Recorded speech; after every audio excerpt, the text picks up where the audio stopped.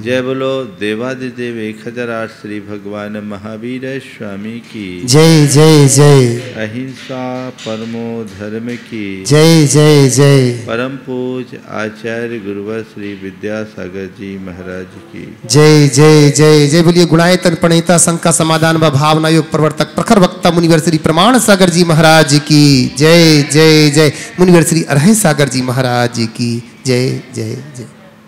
जीवन को सफल और सार्थक बनाने वाले पुरुषार्थों की चर्चा विगत दिनों से आप सबके मध्य चल रही है। आज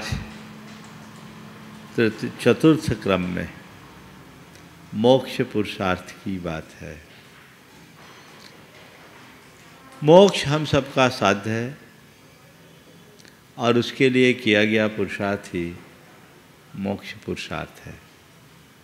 हम लोग मोक्ष की बातें बहुत करते हैं, लेकिन मोक्ष के लिए तैयारी शायद बिल्कुल नहीं है। अभी अभी मान लीजिए आप सबसे कोई कहे कि आज एक नई वैकेंसी निकली है और मोक्ष जाने में तुम्हारा नंबर है। अचानक कहे कि चलो अभी आपके लिए मोक्ष में एक सीट खाली हुई है, आप चलिए, क्या करोगे? सीधे जाने को तैयार हो जाओगे या कहोगे कि ठहरो थोड़ा सा घर फ़ोन कर दूं, एक बार कम से कम घर वाले को तो खबर कर दूं? बस यही हमारी कमजोरी है। आज 4 बातें आप सबसे कहूँगा। मोक्ष की भावना, मोक्ष का संकल्प, मोक्ष का प्रयत्न और मोक्ष की अनुभूति या उपलब्धि। भावना, संकल्प, प्रयत्न और अनुभूति।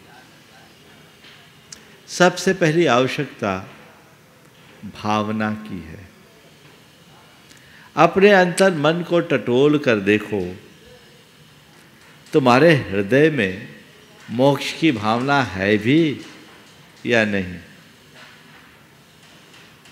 हम लोग धर्म की बातें करते हैं, चर्चाएं करते हैं, सब कुछ करते रहते हैं, मोक्ष की चर्चा भी कर लेते हैं, लेकिन थोड़ा गहरे उतर करके देखें कि वाकई में जिस मोक्ष की चर्चा हम करते हैं उस मोक्ष की अंदर से कोई तैयारी भावना है भी या नहीं।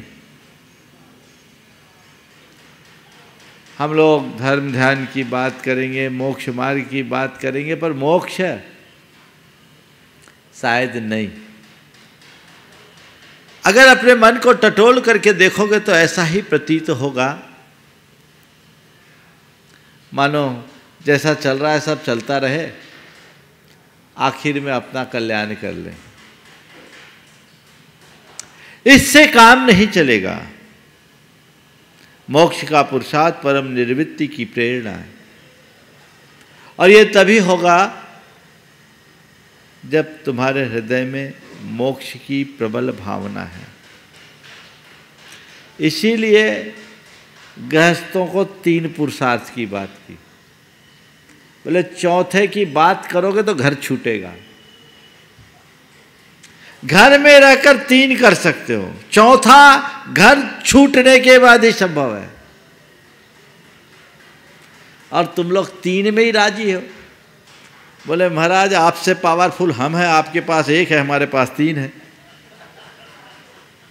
है ना? ठीक है, 3 पुरुषार्थ के धनी हो। साधु जीवन में धर्म अर्थ काम नहीं, साधु जीवन में मोक्ष है। गृहस्थ जीवन में मोक्ष को लक्ष्य जरूर रखा है, लेकिन धर्म अर्थ और काम है। त्रिवर्ग से, धर्म अर्थ और काम से तुम्हारा जीवन संतुलित बनेगा, शुद्ध नहीं होगा। जीवन को शुद्ध बनाना है तो क्या करना होगा? मोक्ष पुरुषार्थ करना होगा। मोक्ष का पुरुषार्थ करना यानी मुक्ति का यत्न करना। अपने अंदर की विकृतियों के शोधन का प्रयत्न करना, तब कहीं जाकर मोक्ष मिलेगा। संत कहते हैं गृहस्थ के जीवन में मोक्ष पुरुषार्थ भले ना हो, पर उसका ध्येय तो मोक्ष ही होना चाहिए। मैं अपने गृहस्थिक जिम्मेदारियों का पालन कर रहा हूं, धर्म अर्थ और काम रूप त्रिवर्ग में समन्वय बना करके चलता रहूं, लेकिन अंततः मेरा उद्देश्य मुक्ति का है, मुझे मोक्ष पाना है और अपनी जिम्मेदारियां पूरी कर कर अंत में चौथा पुरुषार्थ घटित करूं और अपने जीवन का उद्धार करूं, इस संसार के आवागमन से मुक्त हों। ये भावना हो, पर कब होगा? मोक्ष की भावना तब जगती है जब बंधन का एहसास होता है। लगता है कि हम बंधे हुए हैं। महाराज, जब आप लोग प्रवचन सुनते हैं ना या शास्त्र पढ़ते हैं तो जरूर ये आ जाता है कहने में कि हम संसार में बंधे हैं, कर्मों के बंधन से बंधे। लेकिन अपने आप को बंधनबद्ध महसूस करते हो? तुम्हें अगर घंटे भर के लिए किसी कमरे में बंद कर दिया जाए, तड़प उठोगे, क्योंकि तुम्हें बंधन प्रिय नहीं है। यहाँ का हमें तो फ्रीडम चाहिए, हमें स्वतंत्रता चाहिए, चाहिए ना। जहां तुम्हें बंधन की अनुभूति होती है, तुम्हारे मन में तड़फ उत्पन्न होती है और तुरंत उस बंधन को तोड़ने का प्रयास करते हो। एहसास होते ही प्रयास होता है। संसार में बंधन है, इसका एहसास है। हम बंधे हैं, इसका एहसास कभी कभी होता है। कब? जब सिर पर कोई जिम्मेदारी आ जाती है तब, या मनोनुकूल काम नहीं होता, मजबूरी में कोई समझौता करना पड़ता है तब, अरे भैया अब तो फंस गए। ये सब बंधन है, पर ये बंधन भी बड़ा उथला। सच्चे अर्थों में तो अनुकूलता में भी अंदर के बंधन का एहसास करना चाहिए। बंधन दूसरों का नहीं है, बंधन हमारा अंदर का है। वो हमारे परिणामों का बंधन है। राग का बंधन ही सबसे बड़ा बंधन है। जब तक इस बात का एहसास नहीं होगा कि मैं बंधा हूं, तब तक मुक्ति का प्रयास नहीं होगा। किससे बंधे हो? किससे बंधे हो? मोह तो बांधा, बंधे किससे हो? व्यक्ति से और वस्तु से।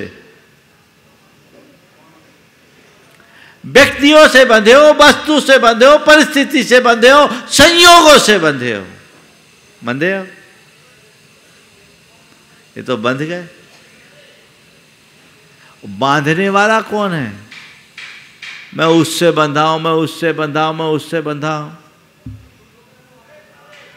किसी से नहीं बंधे। तुम्हें बांधने वाला कोई गैर नहीं, तुम्हारे भीतर का राग है जो तुम्हारे मन में पलने वाले अज्ञान से पनपता है। उसकी वजह से बंधे हो। यही है ना बंधन। एक व्यक्ति एक गाय को लेकर जा रहा था। रस्सी उसके हाथ में थी, गाय बंधी भी थी। गुरु अपने शिष्यों के साथ जा रहे थे। गुरु ने अपने शिष्यों से पूछा, ये बता, गाय आदमी से बंधी या आदमी गाय से बंधा? गाय आदमी से बंधी या आदमी गाय से बंधा? आपसे सवाल करूं तो क्या जवाब दोगे? शिष्यों ने कहा कि महाराज साफ दिख रहा है, आदमी के हाथ में रस्सी है, गाय रस्सी से बंधी, यानी गाय आदमी से बंधी है। गुरु ने कहा, ये बताओ, यदि रस्सी आदमी के हाथ से छूट जाए यदि हाथ से रस्सी छूट जाए तो क्या होगा? गाय आदमी की ओर भागेगी या आदमी गाय की ओर भागेगा? ओ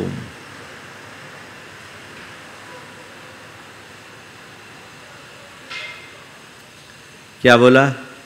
अगर रस्सी हाथ से छूट जाए तो क्या होगा?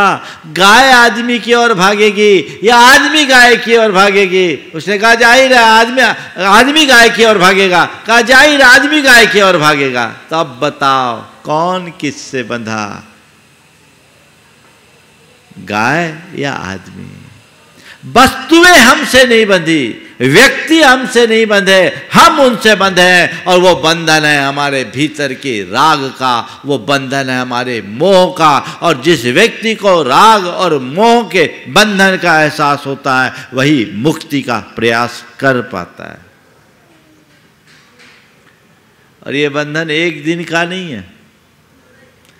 आज तो तुम्हें थोड़ी देर का बंधन किसी का हो जाए तो तकलीफ में आने लगते हो और दूर बच जाओ। अभी मैं कह दूं कि आज तुम लोगों को दोपहर तक यहीं रहना पड़ेगा, कैंपस से बाहर नहीं जा सकते।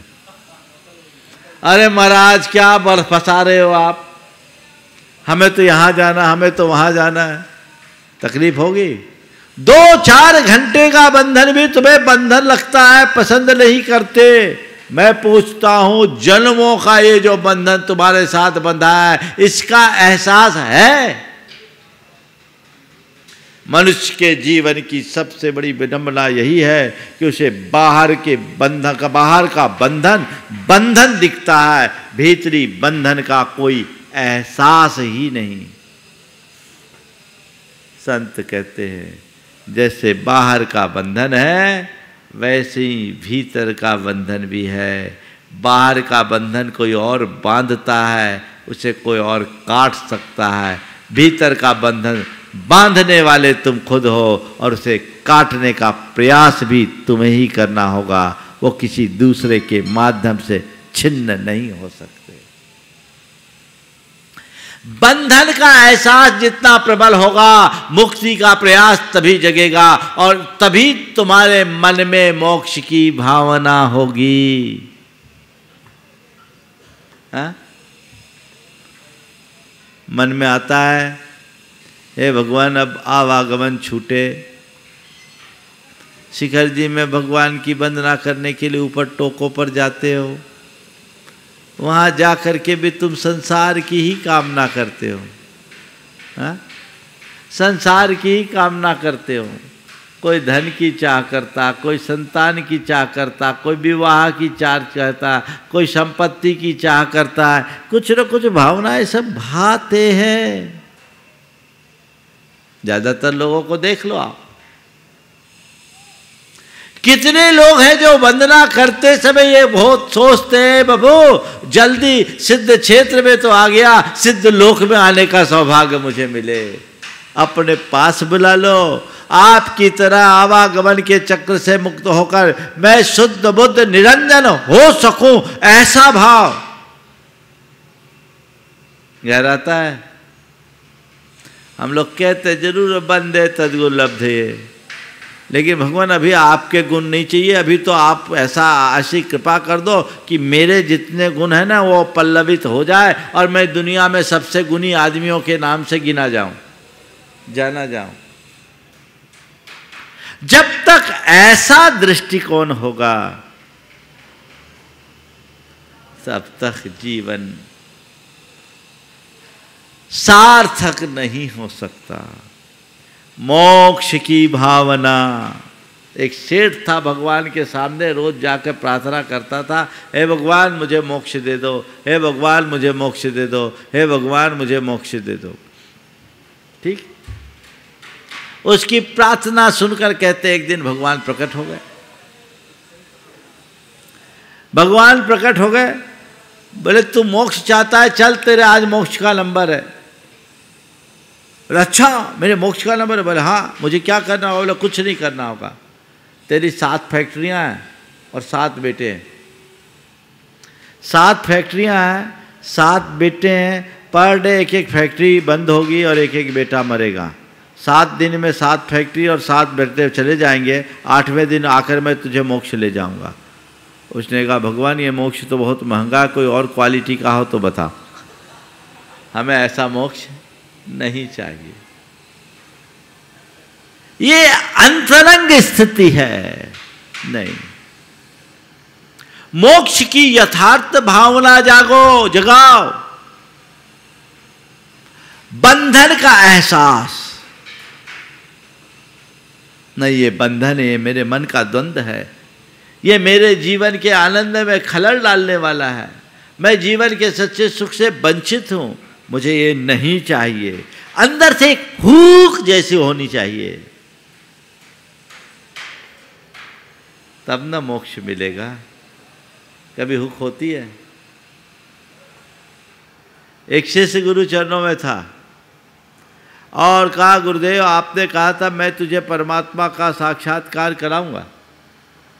अरसा बीत गया आपके चरणों में साधना करते करते, पर आज तक साक्षात्कार की दूर बात तो बहुत दूर, आभास तक नहीं हुआ। क्या आपके श्री चरणों में रहने के बाद भी मुझे आपकी कृपा से वंचित रहना पड़ेगा? गुरु ने कहा चल आज तुझे मैं परमात्मा साक्षात्कार का रहस्य बताता हूँ। पास में नदी बहती थी, दोनों कमर तक पानी में उतरे और अचानक गुरु ने झटके से शिष्य की गर्दन पकड़ी और पानी में डुबो दिया। शिष्य की गर्दन पकड़ी और पानी में डुबो दिया। शिष्य तिरमिला गया, घबराहट में पूरी ताकत लगाकर ऊपर उठा। बोला गुरुदेव ये क्या? गुरु ने कहा आज तक तूने मेरी किसी बात का प्रतिवाद नहीं किया, आज तूने ऐसी गुस्ताखी क्यों की, मेरा प्रतिकार क्यों किया? बोला गुरुदेव अंदर सांस लेना दूभर हो रहा था, अगर ऐसा करता तो मैं मर जाता, फिर क्या होता, जीना मुश्किल था, सांस लेना दुर्लभ था, इसलिए मैंने ऐसा किया, मुझे क्षमा करे। गुरु ने कहा बस मैं तुझसे ऐसा ही कहता हूँ, जैसे श्वास के अभाव में तेरे मन में घुटन हुई, उसी तरह जिस दिन परमात्मा के अभाव में तुम्हारे मन में घुटन होगी, तू परमात्मा का अनुभूति कर लेगा, उसका साक्षात्कार कर लेगा। है जिस दिन तुम्हारे लिए बंधन जैसा प्रतीत होने लगेगा, उसी दिन तुम्हारे मन में आएगा तोर सकल जगदंद फंद निज आत्म ध्यान। अभी तो लोगों को बंधन ही प्रिय दिखता है, तो काम नहीं बनता। तो भावना प्रगाढ़ बनाइए। बंधन का एहसास करते ही भावनाएं जमती है। नहीं, मैं इस संसार का यात्री हूँ, अनादि से इस संसार परिभ्रमण में फंसा हुआ हूँ, दुखों का पात्र बना हुआ हूँ। 4 गति और 84 लाख योनि में मैं ऐसे ही दर दर ठोकरे खाता आया हूँ। अब मुझे उससे बाहर आना है, मुझे उससे मुक्त होना है। ये दृष्टि और भावना अंतर मन में जगनी चाहिए। जब ये भावना जगेगी तब मुक्ति का संकल्प जगेगा। वैराग्य है क्या? वैराग्य क्या है? भेष बदल लेना, ड्रेस बदल लेना नहीं, मुक्ति के लिए संकल्पित हो जाना ही वैराग्य है। राग बंधन से अरुचि हो जाना ही वैराग्य है। संकल्प नहीं, अब तो मुझे बंधन बांधना नहीं, काटना है। इस बंधन को तोड़ डालना है। मन का ये संकल्प ही हमें सिद्धि के मुकाम तक पहुंचाता है। बिना संकल्प के सिद्धि नहीं। ठान लो कि ये मनुष्य जीवन मैंने पाया, अपने अनंत जीवन को तो मैंने यूं ही व्यर्थ गंवा दिया। दुर्लभता से मुझे ये मनुष्य जीवन मिला और मेरे सौभाग्य से मुझे सद्गुरु मिले, उनका सदुपदेश मिला, मार्ग मिला। अब मैं उस मार्ग को पाकर अपने जीवन की दिशा बदलूंगा। अब बंधन नहीं, अब केवल मुक्ति चाहिए। ऐसा वज्र संकल्प और एक बात ध्यान रखना, ये अनुकूलता यही है, दुनिया में और कहीं नहीं है। अनंत भाव खो दिए, ये भाव भी कहीं हाथ से न चला जाए। स्वर्णिम अवसर है। कभी ऐसा लगता है? एक बार थोड़ी देर के लिए कल्पना करो कि अभी मैं मर जाऊं तो मेरा क्या होगा। आंखें बंद करो, थोड़ा एक प्रयोग करता हूं, सब लोग आंखें बंद करो। सोचो कि इस क्षण यदि मैं मर जाता हूं तो मेरा क्या है, क्या ख्याल आ रहा है। अभी मान लो प्राण निकल गए, आंखें बंद रखो थोड़ी देर के लिए। एक दिन मरना, इसलिए मरने से डरना नहीं, और तभी मरोगे जब बारी आएगी, घबराना नहीं। पर मान लो मैं मर जाता हूं तो फिर क्या होगा। खोल लीजिए आंखें खोल लीजिए। क्या ख्याल आया, मैं मर जाऊंगा तो मेरी पत्नी का क्या होगा, मेरे बच्चों का क्या होगा, मेरे परिवार का क्या होगा, मेरे धंधे का क्या होगा, मेरे लेन देन का क्या होगा। बोले इस प्रकार का ख्याल मन में आया कि नहीं आया? आया होगा। चलो जिसके नहीं आए वो भाग्यशाली है। चलो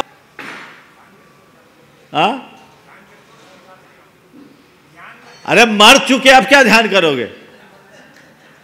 ध्यान करते हुए मरने के लिए थोड़ी बोला।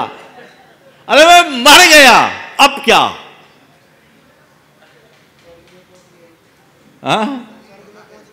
मर गया, बस समझ लो मैं देख रहा हूं, ये शरीर है, मैं उसका दृष्टा हूं। विचार केवल ये आएगा जो ज्यादातर संभावना है, मैं कुछ नहीं कर सका, अपने परिवार के लिए कुछ नहीं कर सका, अपने व्यापार के लिए कुछ नहीं कर सका, मेरी सारी योजनाएं धरी रह गई। देख रहा हूं शरीर निष्प्राण है, पर आना चाहिए हाय, ये नरभव पाकर के भी मैं उसके सार को नहीं पा सका। मेरी जिंदगी बेकार हो गई। मैंने अपना ये सुदीर्घ जीवन व्यर्थ ही नष्ट कर दिया। लगता है ऐसा? रोज सोचो, शरीर सामने, मैं दृष्टा हूं। उसको तो चिता में लोग जला के बराख बना देंगे, खाक बन जाएगा। लेकिन जो जिसके लिए मुझे ये प्राप्त हुआ वो मैं कर पाया या नहीं, तो जिंदगी बेकार में गई ना। थोड़ा सा कोई काम बेकार हो जाता है तो तुम्हारा जी तड़फता है, जी उगता, दुख पाता है। मैं पूछ रहा हूं, जिंदगी बेकार हो रही है, कब सोचोगे, कब संभलोगे? विचार तो करो, कहां हैं हम?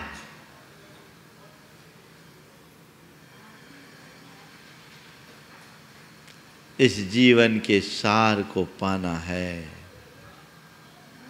तो मोक्ष की भावना को बलवती बनाओ और उसके लिए संकल्पित हो जाओ। ये सुअवसर अन्यत्र नहीं मिलने वाला, न देवों को, न पशुओं, पशु पक्षियों को, न नारकियों को, न कीड़े मकोड़ों को।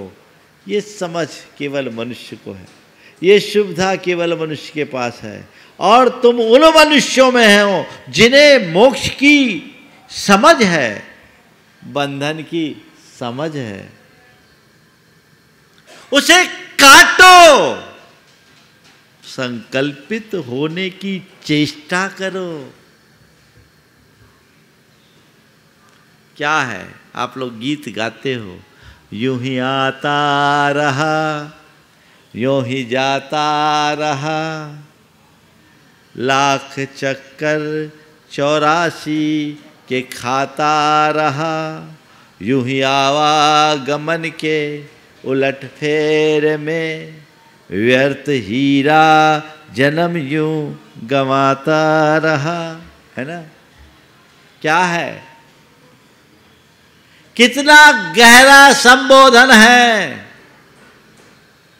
लेकिन तुम्हारे भीतर का मोह तुम्हें कुछ करने ही नहीं देता।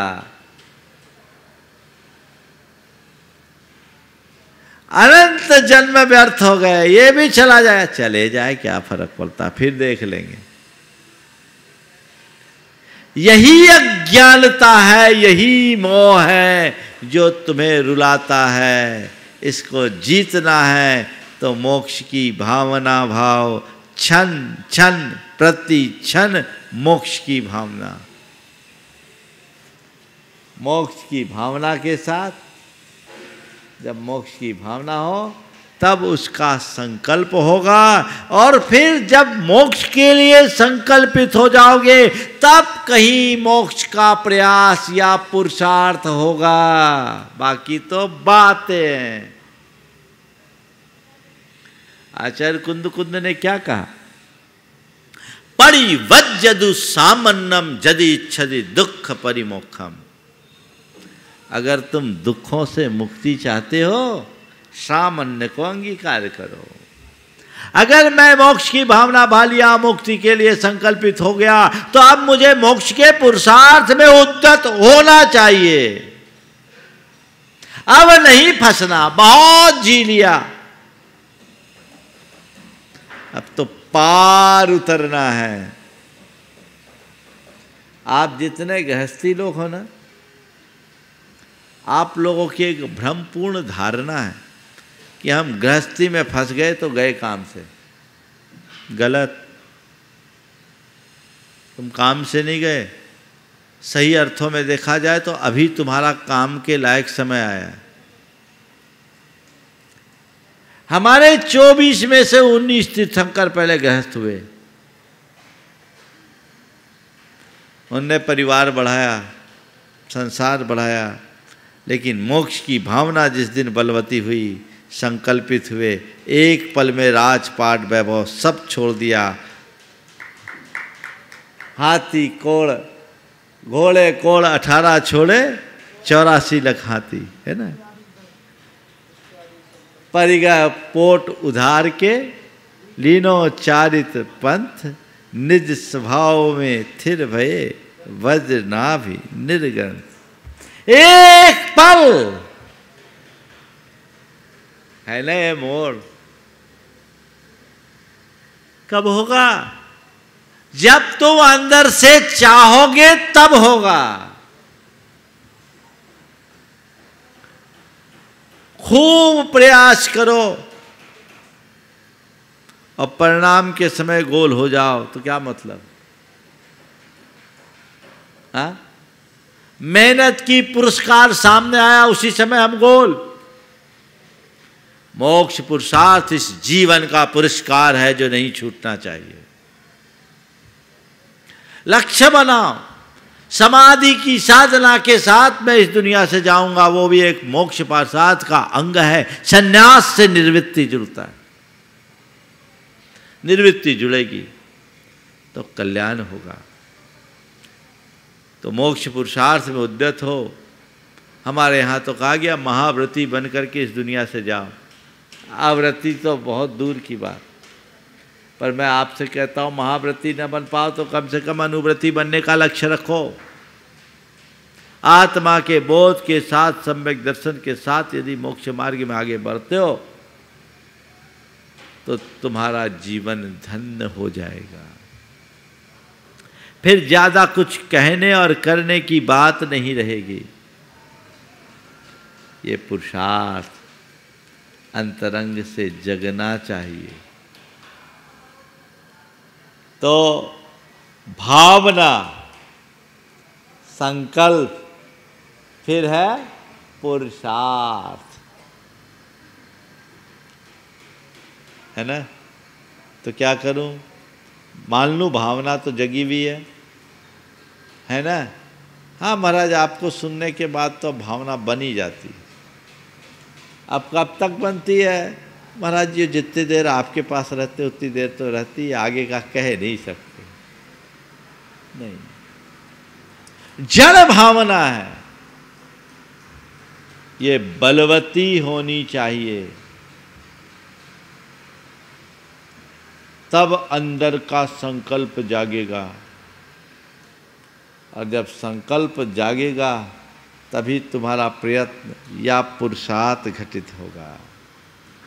चलो उद्यम करो, संसार के लिए तो तुमने अनंत पुरुषार्थ किए, भव भवांतरों में वही करते आए, अब तो मुक्ति के लिए प्रयास करो, मुक्ति का प्रयास जो तुम्हारे जीवन को सुंदर बना सके, जिससे तुम जीवन के सार को प्राप्त कर सको, वो प्रयास हो। और जब प्रयास होता है तभी उपलब्धि होगी, मुक्त हो जाओगे। समझ गए? महाराज आज मुक्ति की उपलब्धि तो है ही नहीं, फिर मोक्ष की बात क्यों? आप कह सकते हो महाराज जी आप कह रहे हैं मोक्ष मोक्ष मोक्ष, आप ही लोगों से मोक्ष हमने सुना है, पंचम काल में मोक्ष नहीं है, फिर मोक्ष का प्रयास क्यों? मैं आपसे कहता हूं, किसने कहा कि पंचम काल में मोक्ष नहीं है? पंचम काल में भी मोक्ष है। महाराज क्या बोल रहे हैं? भगवान की वाणी गलत है। मैं भगवान की वाणी के अनुसार ही कह रहा हूं, पंचम काल में भी मोक्ष है। चाहिए? हाँ बोलो, चाहिए? हाँ नहीं, ऊपर भेजे बिना हम यहीं पर मोक्ष दिला देंगे। पंचम काल में भी मोक्ष है, ये इशारा करे ऊपर जाना पड़ेगा, नहीं यहीं यहीं मोक्ष है। किससे मोक्ष? दुखों से मोक्ष, दोषों से मोक्ष, दुर्बलताओं से मोक्ष और दुर्गुणों से मोक्ष। दोष दुर्बलता और दुर्गुण से मुक्ति मिलेगी तो दुखों से मुक्त अपने आप हो जाओगे। ये मोक्ष तो आज हो सकता है। अपने दोषों को दूर करो, जितना कम कर सको।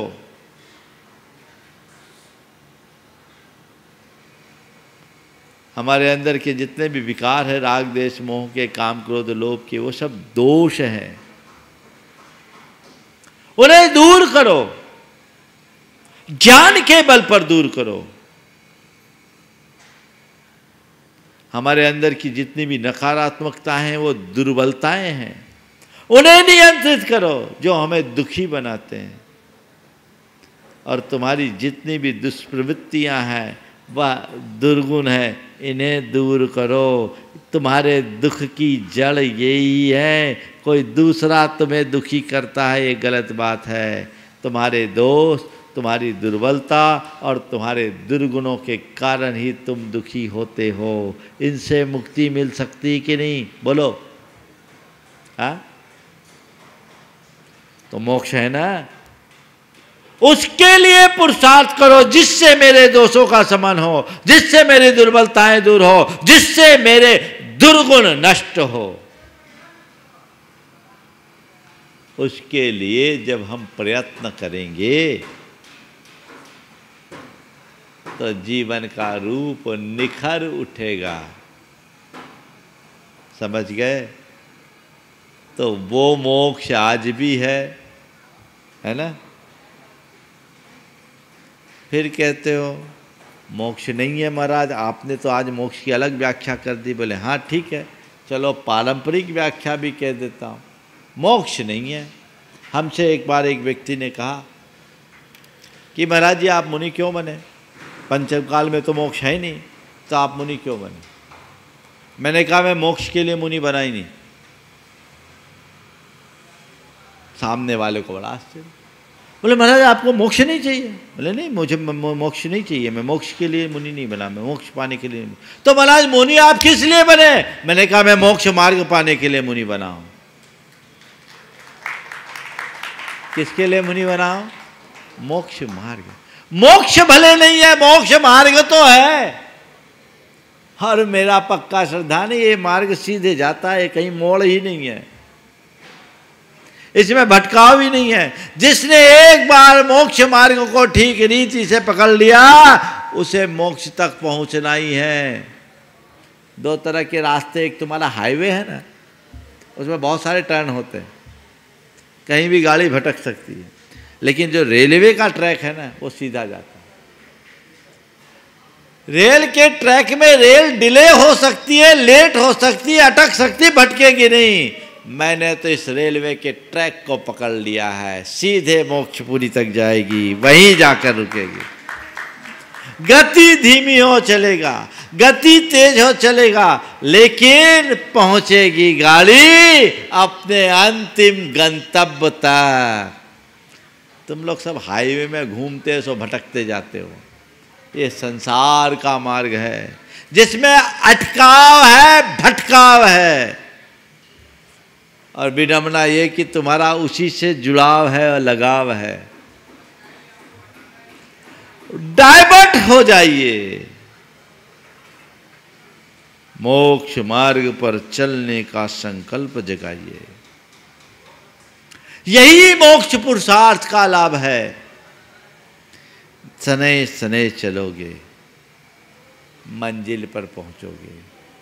एक एक कदम ही सही, एक एक कदम से मंजिल मिलती है।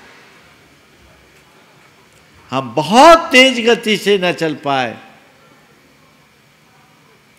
चले तो रुके नहीं, बिना चले मंजिल कैसे। एक आदमी थोड़ा गांव में जा रहा था, कच्चे रास्ते से भटक गया था, रास्ता सुनसान था।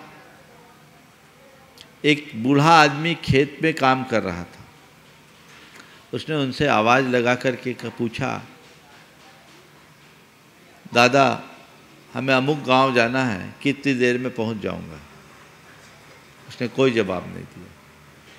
थोड़ा ज़ोर से बोला, मुझे अमुक गांव जाना है, कितनी देर में पहुंच जाऊंगा। कोई जवाब नहीं। उसने सोचा शायद थोड़ा ऊंचा सुनता, पास आके और ज़ोर से बोला, बाबा हमें अमुक गांव जाना है, कितनी देर में पहुंच जाऊंगा। उसने इसकी तरफ देखा और अपने काम में लग गया, कुछ नहीं बोला। उसे लगा लगता आदमी ना समझ है, बता नहीं पा रहा। वो आगे बढ़ गया, 100 कदम चला, वो खेत से सड़क पर आया और ज़ोर से आवाज़ लगा के कहा, भाई ठहरो, भैया ठहरो। क्या? बोले तुम 1 घंटे में अपने गांव पहुंच जाओगे। भैया ठहरो, तुम 1 घंटे में अपने गांव पहुंच जाओगे। उसने कहा हद हो गई, उस समय 3 बार मैंने पूछा, तुमने कोई जवाब नहीं दिया, और अब बोल रहे 1 घंटे भर में वहां पहुंच जाओगे, क्या मामला है। उसने कहा भैया जब तक तुम्हारी चाल ना देख लूं हम टाइम कैसे बताऊं। जब तक तुम्हारे चाल न देख लूं टाइम कैसे बताऊं। बस मैं आप सबसे इतना ही कहना चाहता हूं, सवाल दूरी का नहीं चाल का है। चलो तो बैठे रहने वाले मंजिल नहीं पाते, और निरंतर चलने वाले मंजिल से कभी बिछुड़ते नहीं। चलो चलो चलो आगे बढ़ो, चले वेती चले वेती चले वेती। ये इस जीवन का सार तत्व है। अंदर से ऐसा भाव जगाओ, नहीं मुझे अब आगे बढ़ना है, कुछ करना है। और ये बात मैं उन लोगों के लिए विशेषतया कह रहा हूं जो स्वस्थ हैं, शारीरिक और मानसिक रूप से जो पूरी तरह फिट है। नहीं तो कल कहीं कोई बीमारी न घेर दे, कुछ भी हो सकता है। सब बात मन की मन में रह जाएगी। ओम। सब बात मन की मन में रह जाएगी, और जो हमें हासिल करना है उससे हम वंचित रह जाएंगे। जो हमें हासिल करना है उससे हम वंचित रह जाएंगे। ऐसे वंचित होने से बचें और जितना हो सके इस युग में कर ले। ये अवसर चूक गए तो गए। जगत जलधि से पार उतरने को अद्भुत नौका है। जगत जलधि से पार उतरने को अद्भुत नौका है। मानव भाव शाश्वत सुख पाने का अद्भुत मौका है। जगत जलधि से पार उतरने को अद्भुत नौका है। मानव भाव शाश्वत सुख पाने का अद्भुत मौका है। जाग जाग हे ज्योतिपुंज, यह अवसर बीता जाता। जो क्षण गया गया वापस फिर लौट कभी नहीं आता। जो क्षण गया गया वापस फिर लौट कहीं नहीं आता। अपने जीवन को समय रहते इस तरीके से संभालो कि जाते समय स्वयं को कृतार्थ महसूस करो। तुम्हारे हृदय में मायूसी, बेबसी या लाचारी का एहसास न हो, तो वो जीवन की उपलब्धि बनेगी। तब कहीं जाकर जीवन के सार तत्व को प्राप्त कर पाओगे, अन्यथा सब व्यर्थ है। तो जो धर्म, अर्थ, काम और मोक्ष रूप पुरुषार्थ है, उन पुरुषार्थों को ध्यान में रखें। और इन्हीं पुरुषार्थों की सिद्धि के लिए 4 आश्रम की व्यवस्था है। ब्रह्मचर्य आश्रम, गृहस्थ आश्रम, वानप्रस्थाश्रम और संन्यास आश्रम। ये चारों आश्रम की जो व्यवस्था हमारे यहाँ दी गई है, वो इसी हिसाब से दी गई कि हम अपने जीवन को सफल और सार्थक बना सके, जीवन को आगे बढ़ा सके। भूमिका अनुरूप व्यक्ति को कार्य करना चाहिए। जब तक आप मोक्ष पुरुषार्थ की दिशा में आगे नहीं बढ़ पा रहे, तब तक धर्म, अर्थ और काम पुरुषार्थों का आश्रय ले। और जब भी ऐसे अवसर आए उनका भरपूर लाभ उठाएं, ताकि हमारे हृदय में मोक्ष की प्रबल प्रेरणा प्रकट होते रहे और अपने जीवन को हम धन्य कर सके। सबका जीवन मोक्ष मार्ग के लिए समर्पित हो, सभी अपने जीवन के सार तत्व को प्राप्त कर सके और जीवन की सार्थकता घटित कर सके। इस सुभाव के साथ यहीं पर विराम। बोलिए परम पूज आचार्य गुरुवर श्री विद्यासागर जी महाराज।